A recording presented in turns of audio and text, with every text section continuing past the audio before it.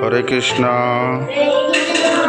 শ্রী শ্রী রাধা গোকুলনাথের কৃপায় আজ 25শে August 2025 east Singhbhum জেলার শ্যামসুন্দরপুর গ্রামের পরিচালনায় কলকাতা গোকুল ফাউন্ডেশনের পরিচালনায় ও ইসকন ইন্ডিয়া ট্রাভেল কেয়ার ট্রাস্টের সহযোগিতায় ছোট ছোট শিশুদের পুষ্টির উদ্দেশ্যে 1 গ্লাস দুধ প্রত্যেকটি শিশুর হাতে তুলে দেওয়া হচ্ছে।